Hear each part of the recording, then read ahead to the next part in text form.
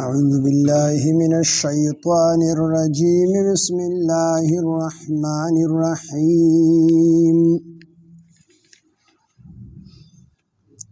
والله فضل بعضكم على بعض في الرزق فما الذين فضلوا براد رزقهم على ما ملكت أيمانهم فهم فيه سواء أفبنعمة الله يجحدون والله جعل لكم من أنفسكم أزواجا وجعل لكم من أزواجكم بنين وحفظة ورزقكم من الطيبات أفبالباطل يؤمنون وبنعمة الله هم يكفرون صدق الله العظيم رب اشرح لي صدري ويسر لي أمري واحلل عقدة من لساني يفقه قولي رب زدني علما سبحانك لا علم لنا إلا ما علمتنا إنك أنت العليم الحكيم سورة نحل سوار لسم سپارہ آیات نمبر 71 هذه آیات تفسیر شو خو لفظی ترجمه به وکړو والله الله تعالی فضل فضیلت درکړې دی بعضکم بعض لتاسنا علی بعض ببعض باندې فی الرزق فرزق کی یعنی بعضی مالدار پیدا کړل دي بعضی غریبانان پیدا کړل دي او دې الله تعالی خپل حکمتونه دي ځکه د دنیا دا نظام چلول غواړي د دې وجنه هر انسان بل انسان ته الله تعالی محتاج پیدا کړل غریب مالدار ته محتاج کړی دی او مالدار غریب ته محتاج کړی دی ځکه چې د غریب داغه پیسو ته ضرورت دی د مالدار کار ته ضرورت دی نو کو چېرې دا یو بل ته محتاج نه وي نو دا کارونه بیا چا کول نو غریب کار وکړي د مالدار کار وشي غریب له پیسې ورکړي د غریب هم کار وشي دغه رنګې ښځې خاوند ته محتاج کړی د خاونې ښځې ته محتاج کړی دی زوی پلار ته محتاج پلار زوی ته محتاج نو د دې وجې نه الله تعالی دا خلق په داسې انداز باندې پیدا کړل چې ټول یو بل ته محتاج پیدا کړي دي دپاره دې چې دنیا دا نظام وچلي خو دلته الله تعالی صرف وی فضیلت تاسو ته درکړی دی الله تعالی بعضو ته فضیلت ورکړی دی په بعضو باندې فرزق کې یعنې بعضې غریبانان او بعضې مالداران پیدا کړي دپاره د دې چې د یو بل حاجتونه پوره کړي فما الذین پس نه دي هغه کسان فضلوا چې فضیلت ورکړی شوي د هغوی ته براد دي یعنی په رزق کې ورته فضیلت ورکړی شوی دی براد دي نه دي هغه واپس کوونکي یعنی فما الذین پس نه دي هغه کسان فضلوا چې فضیلت ورته ورکړی شوی دی په رزق کې براد دي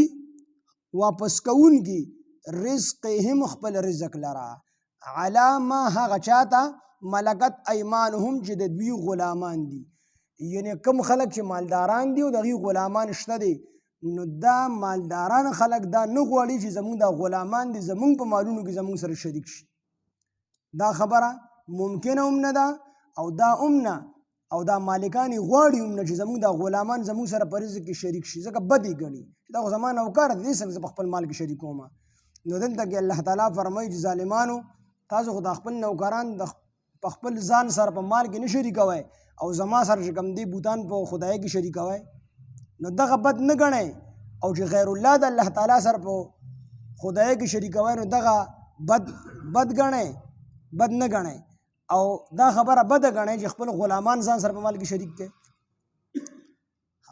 علامه په هغه چا باندې ملکت ایمانهم چې دوی غلامان دي فهم پس دوی فیه په هغې کې سواء برابر شي دوی سره چې دا غلامانو سره په دې مال کې برابر شي نو دا خبره چې کوم دی تاسو نه غواړئ دا بده ګڼئ او الله سره غیر الله شریکوئ نو دا خبره چې کوم دی بده نه ګڼئ افبنعمت الله آیا پس تاسو د نعمت الله تعالی یجحدون انکار کوئ نو د الله تعالی د نعمت ځکه انکار کوي د الله د نعمت ځکه ناشکري کوي چې دی پیدا کړي الله دی رزق ورته الله ورکړی دی بچیان ورته الله ورکړي دي مال دولت ورته الله ورکړی دی نو پکار دا چې دی دغه یو الله عبادت وکړي نو د هغې الله عبادت نه کوي د غیر الله عبادت کوي نو گویا چې دی د الله تعالی د نعمتونو ناشکري کوي شکر خو به دا و چې دی د هغې ذات عبادت کړی وي نو دا به د دې د نعمتونو شکریه وه. خو دوی چې کوم ذات ورله دا دوره انعامات ورکړي دي، نعمتونه ورکړي، د هغې ذات عبادت نه کوي او د بوتانو عبادت کوي، د غیر الله عبادت کوي، نو دا دي د الله تعالی د نعمتونو ناشکري کوي، د هغې نه انکار کوي. والله الله تعالی جعل لکم، اوس دا نور نعمتونه الله تعالی ذکر کوي. والله الله تعالی جعل لکم ګرځولي دي ستاسو دپاره من انفسکم ستاسو د ځانونو نه، یعنې ستاسو د جنس نه، ازواجا بیبیانې، وجعل او ګرځولي دي لکم ستاسو دپاره من ازواجکم ستاسو د بیبیانو نه بنین زامن، وحفدتن او نوسی. د حفده خپله معنی خدمتګار دی، خو دلته کې د نوسی مراد دی. الله فرمایي چې ګوره موږ ستاسو دپاره ستاسو د جنس نه مو ستاسو بیبیانې هم وګرځولي، ځکه زنانه دا د آدم علیه انسانانې دي او نارینه هم انسانان دي، د یو جنس نه دي دواړه. خو الله تعالی دا زنانه چې کوم دي دا جوړې دا د انسانانو دپاره پیدا کړي، د نارینهو دپاره. د څه دپاره؟ د انسانانو دپاره. الله وی لتسکنو الیها، دپاره دی چې تاسو د دې سره سکون حاصل کړئ، تاسو خوشحاله شئ د یو بل سره. او ډېر مقاصد د دې وروستو دي، بچیان پیدا کول دي، نسل ډېرول دي. نو الله فرمایي چې دا ستاسو دا بیبیانې هم ما ستاسو د جنس نه پیدا کړلې. بل ځای کې الله تعالی فرمایي مودة ورحمه، الله فرمایي ما د دې ښځې او د خاوند په منځ کې مودت محبت ایښی دی او رحمت ورله چې کوم دی ایښی دی. محبت او رحمت، مودت هغې محبت ته وي چې د هغې په منځ کې څه ناسې لالچ وي، او رحمت هغې محبت ته ویلی شي چې د هغې په منځ کې لالچ نه وي. نو د ښځې او د خاوند دا ړومبنۍ زندګي چې کله واده وشي، د ځوانۍ دا زندګي، دې کې د یو بل نه د دې لالچ وي، نو دغې ته یې مودت لفظ استعمال کړی دی. الله وي د دې په منځ کې محبت وي خو لالچ وي د یو بل نه. خو چې کله دا بوډاګان شي نو بیا د یو بل نه څه لالچ نه وي، خو بیا هم په منځ کې محبت وي. دې بابا له چې څوک څه شي ووسي که نه، نو دې پکې اواز کی وي نیا له مو وړی دی، نیا له مو ډوډۍ ووسی. نو دا د دې په دې زړه کې الله تعالی محبت پیدا کړی دی، رحمت والا محبت چې د دې په منځ کې د یو بل نه اوس لالچ نشته دی. په ځوانۍ کې خو د یو بل نه لالچ وو، نو هغې ته یې مودت ویلي دي. او دا محبت چې د بوډاوالي ده، نو د دې په منځ کې د یو بل نه لالچ نشته دی، خو بیا هم هغه محبت چې کوم دی باقي دی. نو الله فرمایي وجعل او ګرځولي لکم ستاسو دپاره من ازواجکم ستاسو د بیبیانو نه بنین زامن. نو زامن هم دا د الله تعالی یو لوی نعمت دی چې د چا ني هغې ته پته وي. هغې بیا په ډاکټرانو هم ګرځي او په بزرګانو هم ګرځي، په عالمانو هم ګرځي چې موږ دعاګانې کوو چې موږ ته الله تعالی زامن راکړي. وحفدتن او نوسی مو درکړي دي الله تعالی فرمایي. نو دلته د حفده خپله معنی چې دا چې کوم دی خدمتګار دی، نو دې کې اشاره دی ته چې دا زامن به د خپل مور او د پلار خدمت کوي، دا به د دې خدمتګاران د وینځو د غلامانو په شان خدمت پرې کوي. صحابي راغی نبی علیه السلام نه تپوس کړي د الله پیغمبر په ما باندې زیات حق ته چا دی؟ نبی علیه السلام ورته وفرمیل ستا د مور. ورته وی بیا دې هم د مور دی، ورته وی بیا دې هم د مور دی، ورته وی بیا دې د پلار حق دی. یعنی درې کاره ته د مور حق دی، درې حصې، یوه حصه دی د پلار حق دی. مطلب دا چې د دې مور داسې خدمت وکړه ځکه دا مور د خدمت زیاته محتاج وي په نسبت د پلار باندې، نو د مور حق یې سیوا کو او د پلار حق یې کم کو. د مور حق یې سیوا کو او د پلار حق یې کم کو. وي ځکه چې د مور درې تکلیفونه چې کوم دی تیر کړي دي. یو د ماشومې په خېټه باندې 9 میاشتو 10 میاشتو پورې ګرځولی دی، دا تکلیف یې اوچت کړی دی. دویم د ماشوم د کېدو دا تکلیف چې د مرګ سره لبې کول وي، نو دغه تکلیف یې چې کوم دی اوچت کړی دی دویم. او دریم تر 2.5 کالو پورې د ماشوم ته پی ورکړي دي، دا تکلیف یې اوچت کړی دی. نو درې تکلیفونه یې اوچت کړي دي، د دې وجې نه 3 حصې حق دا په دې بچي باندې د مور دی، یوه حصه د پلار دی. وګوره یو خبر یاد ساتئ، بعضې خلک وایي د پلار مثال د ګاونډي وي، د پلار مثال وي د ګاونډي وي. نو په خدمت کې خو مور مقدمه ده، یعنی د مور زیات خدمت کول پکار دي ځکه چې مور زیاته محتاجه وي. خو په عزت کې د پلار حق مقدم دی، ځکه پلار د بار معاشرې سره تعلق ساتي. مور خو په کور کې ناسته ده، نو د پلار عزت په نسبت د مور زیات کول پکار وي، ځکه چې خلکو منځ کې رسوا نه شي چې خلک وایي ستا دا زامن دي ته داسې خبرې کوي. نو د پلار قدر او عزت دا به د مور نه زیات وي، ځکه پلار د بار معاشرې سره تعلق ساتي او خدمت دا به د مور کول. خو زموږ علما وایي چې د دې دواړو داسې خدمت وکړه که نه چې د پلار داسې خدمت وکړه چې پلار ته دا اندازه ونه لګي پلار وشي دا ټول خدمت دا بچی زما کوي، او د دې مور داسې خدمت وکړه چې مور ته دا اندازه لګي چې دا بچی ټول خدمت زما کوي. د دواړو خو پوره خدمت کول پکار دي، فرق پکې نه دي کول پکار. وجعلو ګرځولي دي لکم ستاسو دپاره من ازواجکم ستاسو د بیبیانو نه بنین زامن وحفدة او نسی. نو دې کې دې طرف ته هم اشاره ده چې الله تعالی ستاسو نسل باقي پاتې کول غواړي، زامنو او بیا د زامنو مو زامن کېږي، بیا د هغې زامن کېږي، بیا د هغې زامن کېږي، قیامت پورې دا سلسله دا روانه وي. ورزقکم او هغه رزق درکړی دی تاسو ته، یوازې زامن یې نه درکړي، بیان یې هم درکړي دي، زامن یې هم درکړي دي، نوسي هم درکړي دي، او د هغې هر څه سره سره یې درله پاک رزق هم درکړی دی. ورزقکم او رزق یې درکړی دی تاسو ته من الطیبات د پاکه څیزونو نه. نو افبالباطل آیا باطل څیزونه یؤمنون دوی مني، یعنې دوی په باطلو څیزونو باندې ایمان راوړي چې هغه غیر الله دي، بوتان دي. دا دومره کارونه الله تعالی کړي دي، دا دومره نعمتونه الله درکړي دي، او دا مشرکین مکه بیا هم د دې بوتانو عبادت کوي، نو دا ظالمان دي.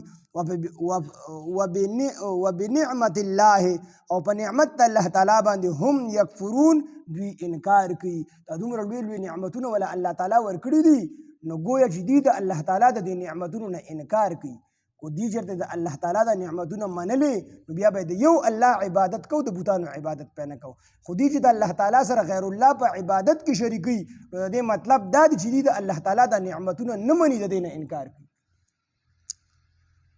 ويعبدون او دوی عبادت کی من دون الله سوا د الله تعالی نه ما د هغې معبودان باطله لا یملکو چې هغه معبودان باطله مالکان نه دي، لهم د دوی دپاره رزقا د رزق من السماوات د اسمانونو نه والارض او د ځمکې نه شیئا د هیڅ څیز، یعنې دغه بوتان نه دوی ته د اسمان نه رزق ورکولی شي نه ورته د ځمکې نه رزق ورکولی شي. ولا یستطیعون او دغه معبودان باطله هیڅ قسمه طاقت نه لري، دوی د ځان نه مټ نشي شړلی، ځان له څه نشي پیدا کولی، نو تاسو یې به څه درکړي، دوی د هیڅ څیز طاقت نه لري. فلا تضربو تاسو مه بیانوئ لله الامثال د الله تعالی دپاره مثالونه. مشرکین مکه به وي چې مونږ خو یو لوی الله چې کوم دی هغه الله تعالی ګڼو، لوی خدای هغه مونږ الله تعالی ګڼو، خو دا واړه واړه خدایان مونږ د دې دپاره نیولي دي لکه څنګه چې د دنیا په بادشاهۍ کې بادشاهي او د هغه بیا وزیرانی بیا مشیرانی، نو چې کله یو سړی د بادشاه ته څه خبره کول غواړي، څه سیستي غوښتل غواړي، نو وزیران ورله لړ شي، نو د هغې په ترو باندې د بادشاه سره میلو شي یا هغې بادشاه ته وینا وکړي دل هغه ضرورت پوره کړي. نو الله تعالی وایي چې داسې مه کوئ، د دنیا د بادشاهانو د الله په منځ کې د ځمکې او د اسمان نه زیات فرق دی. د دنیا بادشاه چې دی الله تعالی بعضې کارونه براه راست په خپله باندې کوي، بعضې د فرشتو د انسانانو په واسطې سره کوي. دقه شانتې د ځمکې چې کوم بادشاهان دي نو دوی ټول کارونه چې کوم دی په خلکو باندې کوي، خو الله تعالی کو د چا په واسطه باندې یو کار کوي او کنه بغیر د واسطې نه کوي، خو الله تعالی د هر کار د هر جز نه خبر وي، او د دنیا بادشاهانو هغه نه وي. لکه مثال به زه تاسو ته درکړم، د دنیا بادشاهان چې دي هغې یو قانون جوړ کړي، یو محکمې ته یې حواله کړي، بیا هغې محکمې ته پل اتارټي پل اختیار ورته ورکړي چې څه کوې کوه، خو د دې قانون مطابق پې کوي، قانون ورته ورکړي. مثال په طور ججانو له چې کوم دی قانون را لېږلی دی چې تاسو به د دې قانون مطابق فیصله کوئ، نو جج د هغې قانون مطابق فیصله کوي، خو د دغې هرې فیصلې نه د ملک بادشاه، د ملک وزیر اعظم او د ملک صدر د دغې جج د هرې فیصلې نه نه خبر، نه ورته علم وي، نه ورته دا پته وي چې د فیصله په حقه کړې ده که په ناکه کړې ده. اوس کېدای شي دا جج پیسې والي ګډوډ پکې وکړي، نو هم کولی شي، امکان پکې شته دی، خو بادشاه ته دا پته نه لګي. او الله رب العالمین داسې ذات دی کو چاته ډیوټي هم حواله کړې ده که نه، خو هغه د الله تعالی د امر نه د سترګې د رب برابر چې کوم دی نافرماني نشي کولی. او الله تعالی چې څومره کارونه د فرشتو ته حواله کړي دي عارضي طور، نو الله د هر کار نه چې کوم دی خبر دی. مثال په طور میکائیل علیه السلام ته د بارانونو دا دغه رنګې دغه د ځمکې نه تیغونه چې راوباسي دا ډیوټي ورته حواله کړې ده. نو دا دانې چې زمیندار ور اونولي نو دا په دې باندې الله تعالی بیا فرشتې مقرر کړي دا دانه چې کوم دی نیغي د دې نه بیا تیغ راوکاږي. نو الله تعالی د هرې دانې نه بیا خبر دی، د هر تیغ نه خبر دی، د هرې فرشتې نه خبر دی. دنیا کې چې څومره کارونه کېږي د ټولو نه خبر دی، د ټولو نه ورته علم دی چې څه کېږي، څه به وروستو کېږي، څه مخکې شوي دي. نو د دې وجې نه الله تعالی فرمایي نو د مشرکین مکه وبوي چې موږ د بوتان د دې دپاره نیولي دي چې دوی په ورځ د قیامت الله تعالی ته سفارش کوي. نو د الله مثال به د دنیا د بادشاهانو سره ورکوو. نو الله تعالی فرمایي چې تاسو زما مثال دا د دنیا د بادشاهانو سره مو ورکوئ، زما نه مثل شته دی او نه مې مثال شته دی. نو فلا تضربوا تاسو مه بیانوئ لله د الله دپاره الامثال مثالونه، ان الله بېشک الله تعالی یعلم پوهیږي وانتم لا تعلمون او تاسو نه پوهیږئ په دې خبرو باندې. الله په هر څیز باندې خبردار دی. اوس دې کې بل یو مثال بیاني د الله او د الله د غیر الله په منځ کې د توحید والا او د مشرک په منځ کې فرق بیاني. ضرب الله بیان کړی د الله تعالی مثلا یو مثال عبدا چې یو غلام دی مملوکن د بل چا په اختیار کې دی. مملوک د چا غلام دی ویلی شي، داسې غلام دی چې دا مملوک دی، مکمل طور غلام دی. بعضې غلامانو کې مکاتبي هغه د خپل مالک سره لیکلي کړي وي چې هغه ورته وایي چې دوره پیسې به راکړې نو ته چې کوم دی آزاد یې، یا چې کوم دی هغه ورسره لیکلي کړي وي مالک چې زما د مرګ نه پس په ته آزاد یې، نو هغه جدا خو دا مکمل طور غلام دی. عبدن یو غلام دی مملوکن د بل چا په اختیار کې دی، لا یقدرو دی قادر نه دی، د سره څه اختیار نشته دی علی شیء په هیڅ څیز باندې. ځکه تاسو ته ما بېګا ویلو چې د غلام له کو چا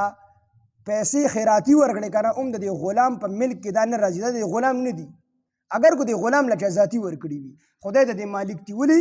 چې دا غلام په خپله د مالک غلام دی. دا غلام په خپله د مالک څه دی؟ غلام دی. نو که دې غلام له څوک هر څه ورکړي دا به د مالک دا به د غلام نه وي. علی شیء په هیڅ ومن او هغه څوک رزقناه چې موږ رزق ورکړلی هغه ته منا د خپل طرف نه رزقا حسنا ښکلی رزق مو ورته ورکړلی فهو پس هغه کس ينفقو دی خرج کوي منه د هغې رزق نه سرا په پټه باندې و جهرا او په ښکاره باندې. نو الله وی هل یستوونه آیا دا دواړه برابر دي؟ یو هغه کس دی چې دی غلام دی او د په اختیار کې هېڅ نشته دی چې یو روپۍ خیراتي نشي ورکولی. بل هغه کس دی چې هغه آزاد دی، هغه د شپې هم خرج کوي، د ورځې هم خرج کوي، خلکو له په پټ هم صدقې او خیراتونه ورکوي، په ښکاره باندې هم ورکوي. نو دا یو سره هېڅ اختیار نشته دی، بل ته فل اتارټي فل اختیار ورته حاصل دی. نو دا دواړه برابر کېدلی شي؟ هرګز نشي کېدلی. دا غلام خرڅېدی شي او دا آزاد سړی نشي خرڅېدلی. غلام هېڅ نشي کولی د آقا د اجازت نه بغیر، او دا آزاد سړی چې دی هر څه کولی شي. نو څنګه چې دا دواړه برابر نه دي، دک شان د الله او غیر الله هم برابر نه دي،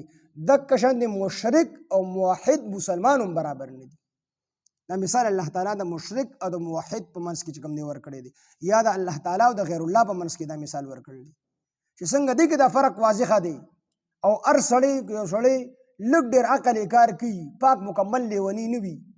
نو چې دې خبرې ته سوچ وکړي نو هغه خبره په دې خبره باندې خامخا رسي چې دا دواړه برابر هرګز نشي کېدلی.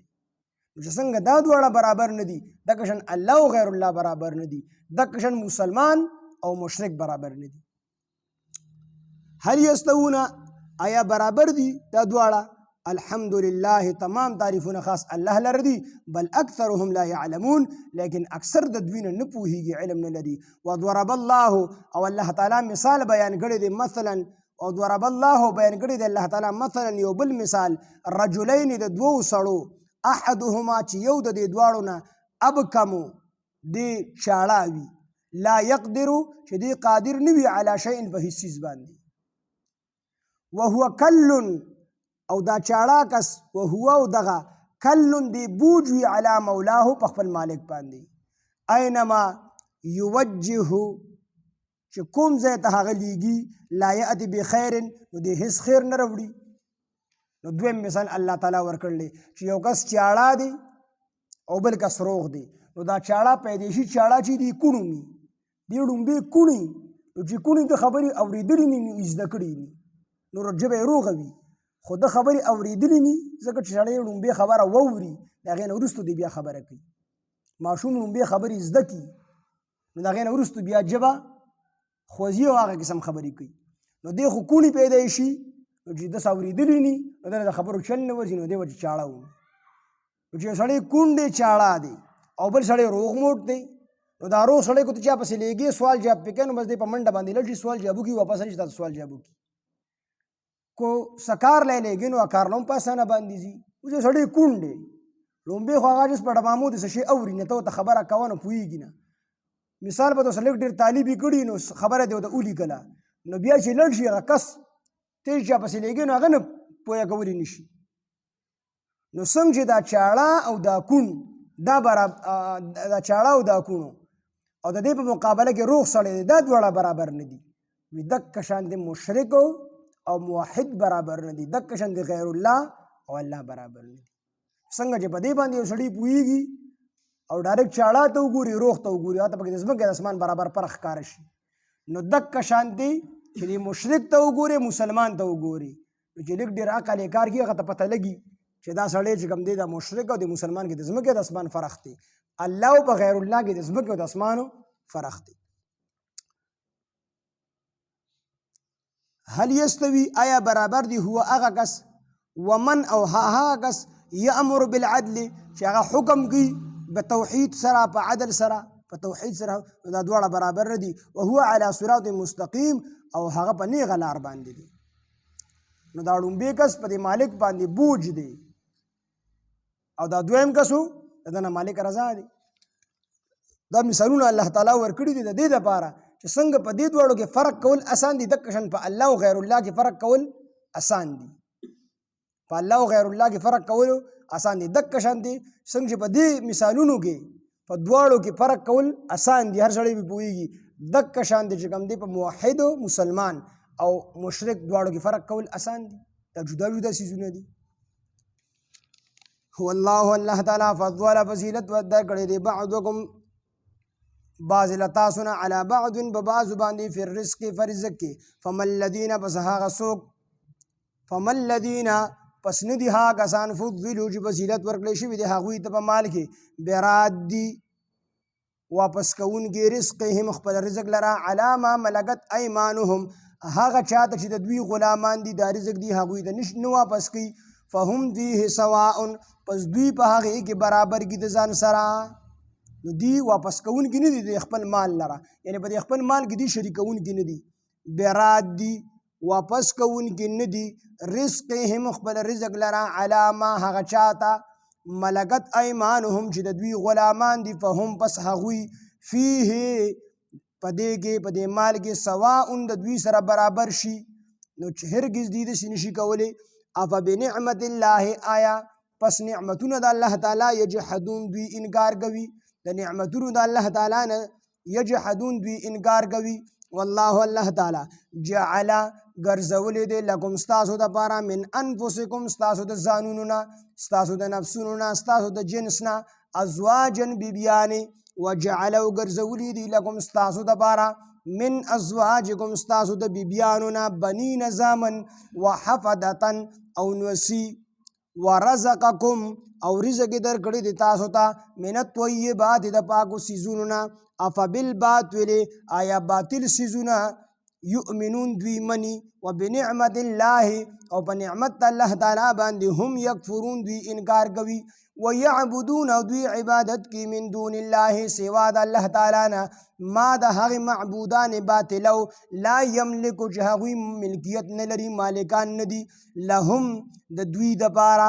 دا څوک چې ورله عبادت کوي د دې دپاره رزقا د رزقو مالکان نه دي من السماوات د اسمانونو نه والارض او نه د ځمکې نه شیئا د هېڅ څیز ولا یستطیعون او دوی هېڅ قسمه طاقت نه لري چې د خپلو بندګانو له رزق ورکړي څوک چې عبادت کوي د بوتان د دې طاقت نه لري چې د خپلو څوک چې د دې بوتانو عبادت کوي د دې له چې کوم دی رزق ورکړي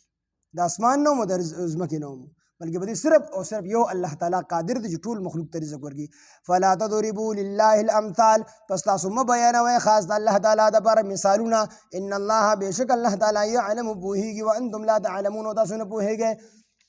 وضرب الله بیان کړي دی الله تعالی مثلا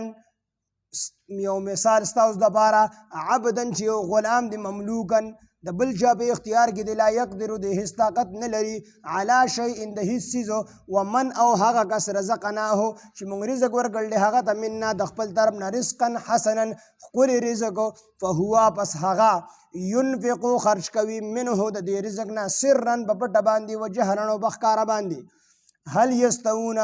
آیا دا دواړه برابر دي نو هرگز برابر نه دي الحمدلله تمام تعریفونه خاص الله لره دي بل اکثرهم لا يعلمون لیکن اکثر د دوی نه پوهیږي وضرب الله مثلا او بیان کړی دی الله تعالی یو بل مثال رجلین د دوو سړو احدهما چې یو د دې دواړو نه ابکمو دا چاړه دی لا یقدرو چې د هیڅ قادر نه دی علی شیء په هیڅ څیز باندې وهو کل او دا چاړه بوج دی علی مولاه په خپل مالک باندې اینما یوجهه چې کوم ځای ته دی لیږي اینما چې کوم ځای ته یوجهه چې لیږي د لره لا یأتي بخیر نو دې څه د خیر خبره نه راوړي هل یستوي آیا برابر دی هو دغه چاړه ومن او هغه څوک یأمرو چې حکم کوي بالعدل په انصاف سره په خپلې طریقې سره خلکو ته خبره وررسي خو دلته د عدل نه مراد توحید دی وهو على صراط مستقیم هل یستوي آیا برابر دی هو هغه کس ومن او هغه کس یأمرو چې حکم کوي هل یستوي آیا برابر دی هو هغه چاړه ومن او هغه روح کس یأمرو چې حکم کوي بالعدل په انصاف سره وهو على صراط مستقیم او هغه على صراط مستقیم وهو او دی على صراط مستقیم په نیغه لاره باندې دی سبحان الله وبحمده سبحانك اللهم وبحمدك نشهد ان لا اله الا انت نستغفرك سبحان ربك رب العزة عما يصفون وسلام على المرسلين والحمد لله رب العالمين آمين برحمتك يا رب